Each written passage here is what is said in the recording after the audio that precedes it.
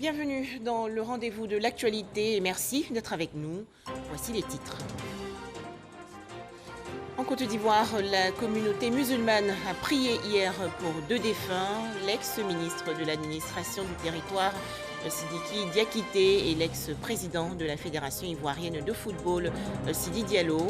Cérémonie marquée par la lecture intégrale du Saint-Coran. C'était à la grande mosquée de la Riviera Golf dans la commune de Cocody. Toujours en Côte d'Ivoire, les préparatifs de l'entrée en vigueur de l'annexe fiscale 2021. Le ministre du Budget et du portefeuille de l'État, Moussa Sanogo, a échangé récemment avec les entrepreneurs du secteur privé. Enfin, des tueries dans le nord-est du Nigeria. Environ 120 fermiers ont été massacrés par la secte islamiste Boko Haram. Bonjour à tous. Pour commencer, l'actualité en Côte d'Ivoire. Des prières ont été dites et des bénédictions faites hier à la grande mosquée de la Riviera Golf dans la commune de Cocody pour le repos de l'âme de 2 personnalités, l'ex-ministre de l'administration du territoire Sidiki Diakité et l'ex-président de la Fédération ivoirienne de football Sidi Diallo. Cérémonie en présence du Premier ministre Ahmed Bakayoko, représentant le président de la République Alassane Ouattara. Les précisions de Mahama Traoré. En sa qualité de ministre de l'Intérieur, puis ministre de la Décentralisation et de l'Administration du territoire, Sidiki Diakité prenait régulièrement part aux cérémonies officielles organisées à la grande mosquée de la Riviera Golf. Pourtant, celle de ce dimanche 29 novembre lui était dédiée. C'est ici que sa famille biologique a convié les membres du gouvernement, ses amis, collègues et proches pour la célébration du 40e jour de son décès. Lecture intégrale du Saint-Coran, dons à la famille et offrandes ont marqué ce énième moment d'intercession en faveur de l'ex-préfet d'Abidjan. Le Premier ministre Ahmed Bakayoko est venu renouveler le réconfort et la compassion du chef de l'État à la famille éplorée. À ses côtés, des présidents d'institutions et plusieurs membres du gouvernement. La famille me charge de présenter notre remerciement au président de la République, M. Alassane Ouattara, chef de l'État, qui a honoré la famille depuis la nomination de Sidiki Diakité jusqu'à son rappel à Allah subhanahu wa ta'ala. Le Premier ministre s'est également rendu à la résidence du président de la Fédération ivoirienne de football, FIF, disparu le 21 novembre dernier. Cette fois pour assister à la commémoration du 7e jour du rappel à Dieu d'Augustin Sidi Diallo, un autre moment de recueillement nourri par des prières et des bénédictions en faveur du défunt. Il y a des anges qui interrogent le défunt pendant 3 jours, souvent 7 jours, souvent 40 jours. Donc on ne sait pas la personne qui est décédée. Cette personne-là, son interrogation se limite à combien de jours. Donc, souvent aussi, on décide, on fait des prières jusqu'au 40e jour. C'est uniquement pour le repos de l'âme du défunt. À ses proches et amis, Sidi Diallo laisse de bons souvenirs. Je retiens de lui l'homme humble et qui aimait tous les Ivoiriens, sans distinction d'ethnie, de religion et de parti surtout. Ce que je reconnais, c'est que c'était un homme de devoir. Et c'était un homme simple, parce qu'on pense que, est-ce qu'il savait que ça allait arriver, je ne sais pas, mais il a demandé pardon à tout le monde. Le plus beau hommage qu'on peut lui faire, c'est continuer le travail. Bien sûr, je suis que de passage, mais dans mon passage, dans mon œuvre que je vais faire ici en Côte d'Ivoire, essayer de l'honorer du mieux possible et continuer son travail le plus longtemps possible. Donc c'est un frère, c'est un homme qui est bon, c'est tout ce que je peux dire de lui. C'est un homme qui est bon, comme sa famille. Et c'est une grosse perte pour la Côte d'Ivoire, c'est une grosse perte pour la famille, c'est une grosse perte pour le milieu sportif. En 9 ans de présidence de la FIF, Augustin Sidi Diallo a glané 2 sacres majeurs, la Coupe d'Afrique des Nations des cadets en 2013 et celle des seniors en 2015. Toujours en Côte d'Ivoire, plusieurs villages de Songon Nord et Songon Sud dans le district d'Abidjan vont bientôt avoir accès à l'eau potable. En effet, les travaux de renforcement de l'alimentation en eau potable ont été lancés récemment par le ministre de l'Hydraulique, Laurent Tchagba. Le point dans ce reportage de Michel Mambo. À 1h du matin, l'eau vient. On ferme la porte et puis on remplit. À 2h, moi et ma voisine, et on rentre. Des fois, quand on sort la nuit, ça ne vient pas. Des fois aussi, l'eau vient, ça fait une semaine, ça ne vient pas. Des fois 2 jours, des fois 3 jours. Donc on gagne occasion, 1h du matin, bien minuit, on va remplir tous nos trucs. Maintenant, le lendemain matin, ça se coupe. Bientôt fini. Les nuits blanches pour cette habitante de Kosiouin dans la sous-préfecture de Songon. Plus que 6 mois d'attente et son robinet sera approvisionné. Les travaux de renforcement de l'alimentation en eau potable viennent d'être lancés par le ministre de l'Hydraulique, Laurent Tchagba. L'opération qui va engloutir près de 1,6 milliard de francs CFA va contribuer à améliorer le quotidien des populations de Kosiouin, mais également de 4 autres villages de Songon Nord. Les villages de Songon Sud ne seront pas oubliés. Au total, si on prend les 2 chantiers, avec les frais d'études et tout ça, ça fait 1,6 et quelques millions.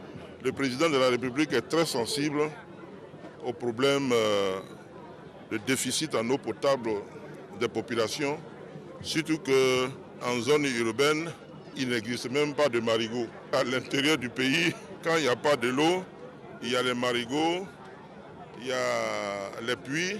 Le président nous a instruit, comme on le fait dans les autres localités, de prendre les dispositions pour que ces problèmes-là soient adressés. Nous avons voulu faire d'une pierre 2 coups en faisant Kosiouin, c'est disons Songon Nord et Songon Sud. Avec ces 2 projets, nous résorbons le déficit jusqu'en 2032. La nouvelle est bonne. Et elle n'a été possible que grâce au climat de paix qui prévaut dans la localité. Aux côtés donc du ministre Laurent Tchagba, un autre fils de la région, le ministre-gouverneur Robert Begré-Mombé, qui insiste, lui, sur la nécessité de maintenir ce climat. La paix est la denrée qui alimente le développement. La politique telle que réalisée par le président Alassane Ouattara, c'est pour apporter le développement aux populations. Est-ce que vous imaginez les grandes potentialités dont regorge la Côte d'Ivoire? Nous-mêmes qui sommes ivoiriens, nous ne voyons pas. Les autres investisseurs qui viennent et qui ont contact avec les réalités de la Côte d'Ivoire nous disent « Vous avez un grand et beau pays ». Est-ce que nous pouvons finalement en prendre conscience? L'eau pour tous, bientôt une réalité dans tous les villages de la sous-préfecture de Songon. Et sur la route de l'eau, également, plusieurs infrastructures sont en chantier dans la localité.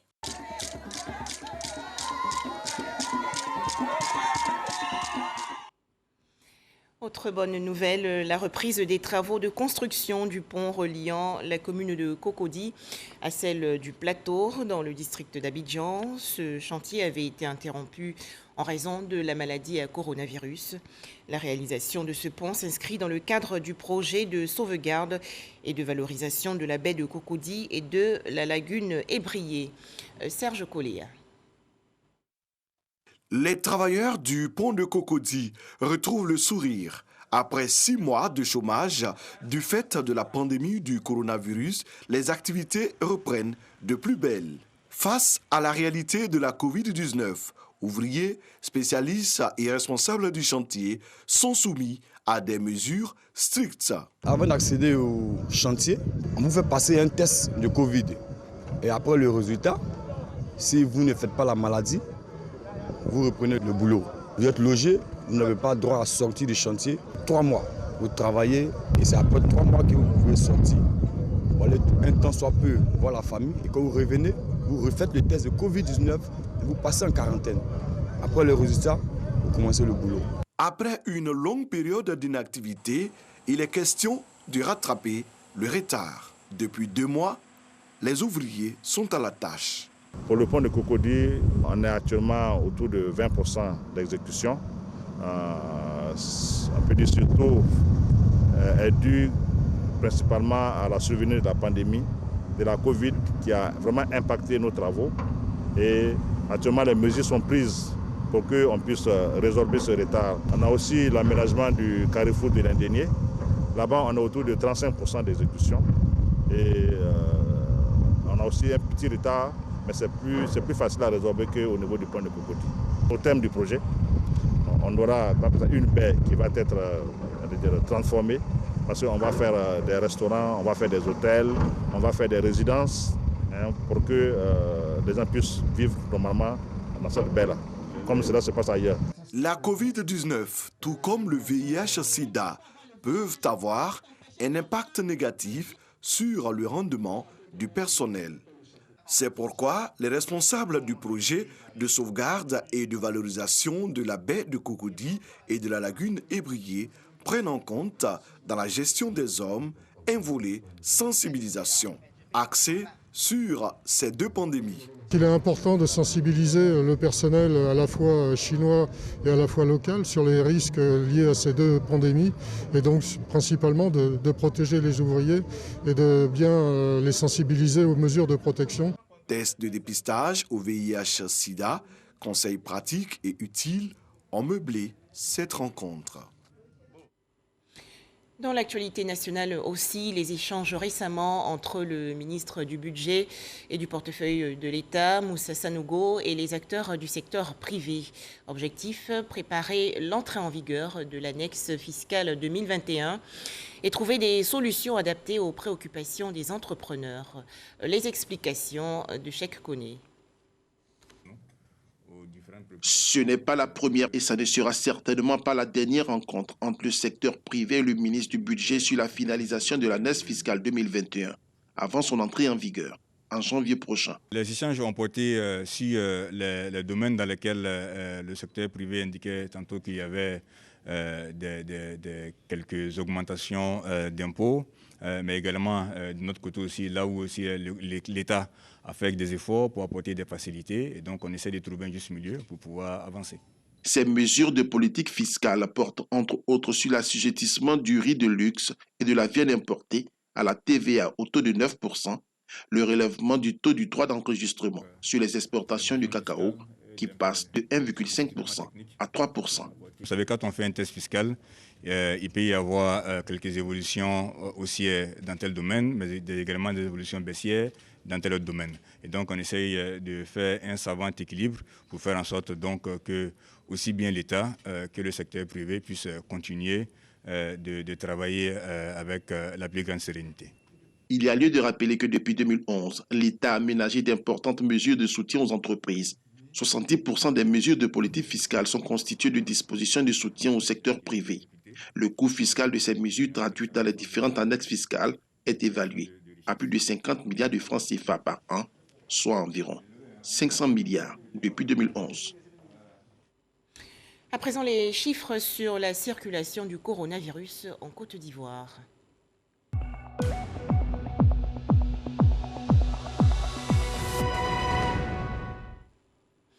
« 49 nouveaux cas de maladie à coronavirus ont été enregistrés hier par le ministère de la Santé et de l'Hygiène publique. Le bilan ivoirien fait actuellement état de 21 310 cas confirmés de coronavirus, 20 947 personnes guéries, 131 décès et 232 cas actifs. Une collecte de sang pour justement faire face au coronavirus. C'est une initiative des membres de la jeunesse du Rassemblement des oufouettistes pour la démocratie et la paix, section Port-Bouët. Ces donneurs répondent ainsi à l'appel du Centre national de transfusion sanguine, le CNTS. Sefoura Zegui. Donner son sang pour sauver des vies, c'est à cet exercice que la jeunesse RHDP de la commune de Port-Bouët s'est prêtée. Elle vient ainsi en appui au Centre national de transfusion sanguine CNTS. Nous avons désiré de faire ce don de sang parce que dans ces jours-ci, il y a une pénurie de sang. Le sang n'a pas de coloration politique. Voilà, nous avons invité toute la jeunesse parce que ça aussi c'est un effort de paix. Voilà, parce que le sang là, ça va sauver une vie. De la politique, les jeunes du RHDP savent faire aussi du social. Cette action de la jeunesse RHDP de Port-Bouët est soutenue par le ministre Siandou Fofana. Son représentant insiste sur la nécessité d'être donneur. Je voulais, au nom du ministre Siandou Fofana, demander aux populations ivoiriennes de donner leur sang. C'est pour sauver nos frères, c'est pour sauver les Ivoiriens. c'est pour sauver nos enfants. Rien ne peut remplacer le sang. Les réserves du CNTS en produits sanguins sont en baisse depuis quelques mois. Le ministère de la Santé et de l'Hygiène publique se réjouit de cette initiative des jeunes. C'est une initiative louable, en ce sens que le produit sanguin labile est un produit très important pour l'ensemble de la population. Et vu que nous avons de réels problèmes de sang dans nos hôpitaux, notamment au niveau de l'hôpital général de Port-Boué, ce genre d'initiatives sont les bienvenus. Le besoin annuel de la Côte d'Ivoire en produits sanguins est estimé à 240 000 poches de sang. Les jeunes du RHDP de Port-Boué prévoient recueillir plus de 500 poches de sang. Autre action de solidarité, cette fois dans la commune de Trècheville, dans le district d'Abidjan. Des prises en charge scolaires estimées à 100 millions de francs CFA ont été distribuées aux élèves et étudiants. C'est une initiative des autorités municipales pour permettre aux apprenants issus de familles démunies d'assurer leur scolarité. Mamadou Kouassi. Fini les casse-têtes de la rentrée des classes. Les parents de ces enfants démunis sont soulagés. Cette année encore, ils sont des milliers d'élèves et d'étudiants à bénéficier de cours dans de meilleures conditions. Ces enfants issus de familles démunies reçoivent de l'équipe municipale de Trècheville un appui financier d'une valeur de plus de 100 millions de francs CFA. Des bons de prise en charge pour assurer entièrement et gracieusement leur scolarité pour cette année scolaire et académique en cours. Des bénéficiaires qui ont exprimé leur gratitude au maire François-Albert Amicha et à son équipe municipale.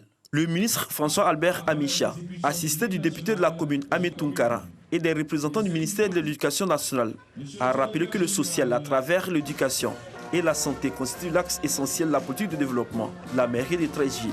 Il soutient que tout est mis en œuvre pour accompagner les familles démunies afin d'assurer une éducation de qualité aux enfants de la commune. À Trècheville, les bons de prise en charge scolaire et universitaire sont devenus une tradition.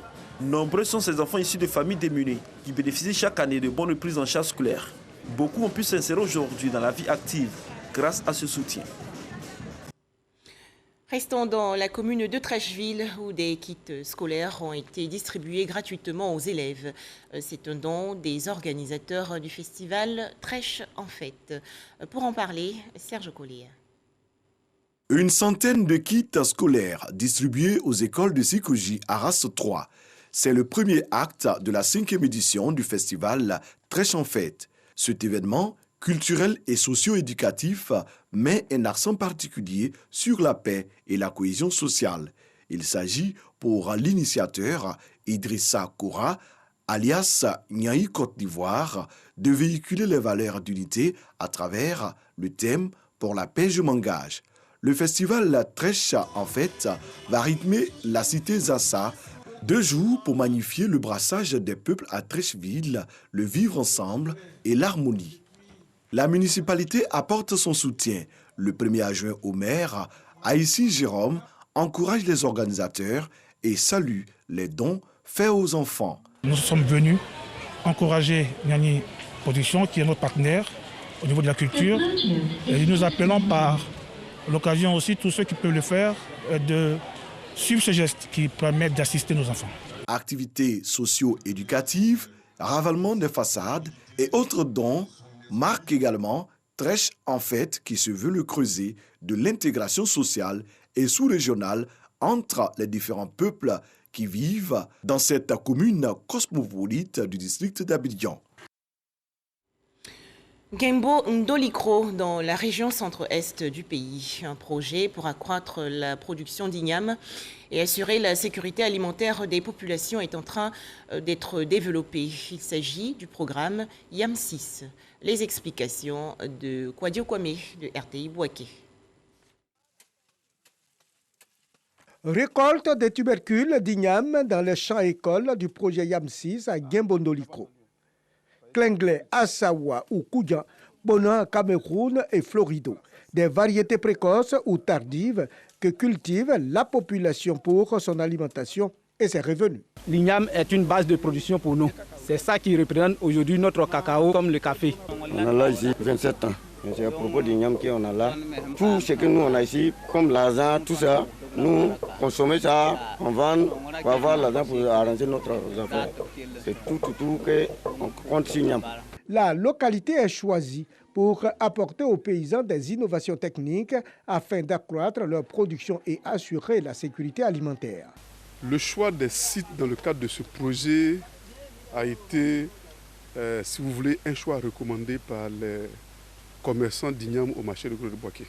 On a amélioré la qualité des semences en plantation, on a amélioré la densité de plantation, on a amélioré le système de stockage, on a amélioré la qualité des sols en proposant la stabilisation des systèmes avec des apports d'engrais.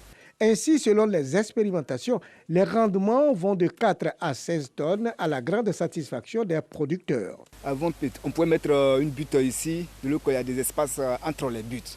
Et quand on fait, on a une grande superficie, mais on récolte peu. Avant, dans un carré, si j'ai trouvé 1 tonne. Or, avec la technologie qui est arrivée, le carré, je peux trouver des dizaines de tonnes. Après 2 années d'expérimentation, le projet est à son terme. En Côte d'Ivoire, le rendement national moyen est de 6 tonnes à l'hectare. Le projet YAM6 vise l'amélioration de la production d'igname, la gestion et la protection foncière, l'augmentation et l'intensification des cultures pour la sécurité alimentaire. Pour ce faire, le FIRCA doit intervenir dans la recherche des cultures alimentaires qui nous appartiennent. En matière de production d'igname, la Côte d'Ivoire est classée 3e en Afrique après le Nigeria et le Ghana. Drame à Boundiali, dans la région nord du pays. Le corps sans vie du président des éleveurs de l'Abagoué a été retrouvé quelques jours après sa disparition. Yacouba Dambélé, c'est son nom, aurait été assassiné. Les explications de Ami Sissoko. Désolation, tristesse à l'annonce de la découverte du corps de Yacouba Dambélé, le président des éleveurs de l'Abagoué, le lundi 23 novembre dernier. 48 heures après sa disparition, le corps calciné de l'éleveur est retrouvé à quelques mètres du bitume sur l'axe Boundiali-Kouto, non loin de l'abattoir municipal de Boundiali. Le dimanche nuit, nous sommes allés derrière son ami. Je lui ai dit, depuis samedi, je n'ai pas vu mon mari, je suis inquiet. Il m'a dit non, lui aussi il a appelé par tous ses numéros. Aucun de ses numéros n'a passé. Il m'a dit, il va à la maison, rien ne va le trouver. C'est son grand frère et un vieux qui est venu me dire, ne te fâche pas, tout ce que Dieu fait est bon. Ils m'ont dit, on a vu le corps de ton mari là. Il dit quoi? J'ai dit, mon mari ne m'a pas dit ça. Il ne m'a pas dit ça tellement qu'il m'a aimé, il a aimé ses enfants, il ne m'a pas dit ça. Il n'a jamais mérité cela. Et il a été tué, mais ses bourreaux ont poussé l'horreur jusqu'à calciner son corps. N'eût été la présence de sa moto et puis un polo qu'il avait l'habitude de porter, on n'allait jamais identifier le corps.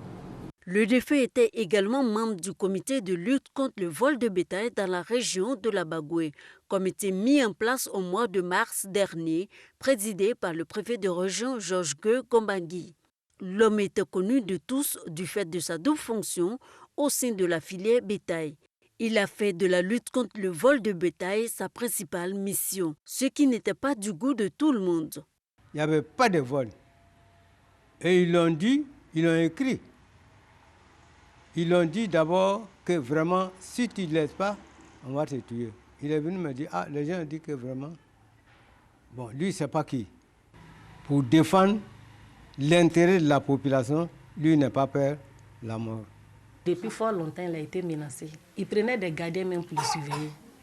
Quand vous échangez avec le procureur, on parle de 100 têtes, 200 têtes volées en une seule nuit. Les autorités judiciaires et policières ont immédiatement ouvert une enquête pour élucider ce crime. Nous souhaitons vivement que les enquêtes aboutissent. Parce qu'on ne peut pas laisser des criminels imposer leur loi à la Côte d'Ivoire. Parce que si rien n'est fait, D'abord, c'est les mauvais précédents qui commencent à se développer. Parce que c'est le 3e crime de ce genre, à Boundiali. Originaire de Lomara, village de la sous-préfecture de Kanakono, dans le département de Tengrela, Yacouba Dambélé laisse derrière lui 2 femmes et 12 enfants. Il a été inhumé le lundi dernier, non loin de son lieu d'assassinat. Et pour terminer, l'actualité nationale, les appels à la paix de l'Église méthodiste unie de Côte d'Ivoire. L'EMUCI se réjouit également du dialogue entre leaders politiques. Le point, Issa Yeo. L'Église méthodiste unie Côte d'Ivoire, EMUCI, œuvre pour la paix et la cohésion sociale dans le pays. Dans une déclaration, le bishop Benjamin Boni a regretté les morts suite au mot d'ordre de désobéissance civile de l'opposition. Il a ensuite salué la main tendue du chef de l'État Alassane Ouattara aux leaders politiques. L'Église méthodiste unie Côte d'Ivoire s'incline alors respectueusement devant la mémoire des personnes disparues, exprime sa compassion aux familles endeuillées, ainsi que ses vœux de prompt rétablissement aux blessés et sa solidarité à toutes les personnes et aux entreprises qui ont vu leurs biens détruits. L'Église méthodiste unique Côte d'Ivoire, soucieuse de l'importance de la vie humaine, don de Dieu, soucieuse de la préservation des acquis démocratiques et du respect des droits de l'homme et en vertu de sa vocation de sentinelle, condamne les nombreux actes de violence commis ces dernières semaines, interpelle la justice sur la nécessité de faire la lumière sur toutes les exactions de manière à en dégager toutes les responsabilités, car Dieu est vérité et il nous sanctifie par sa vérité. Invite le chef de l'État à engager le dialogue inclusif avec toutes les parties en présence. Le responsable de l'Église méthodiste unie Côte d'Ivoire, Bishop Benjamin Boni, a invité l'ensemble des Ivoiriens à privilégier le dialogue afin de favoriser la cohésion sociale dans le pays.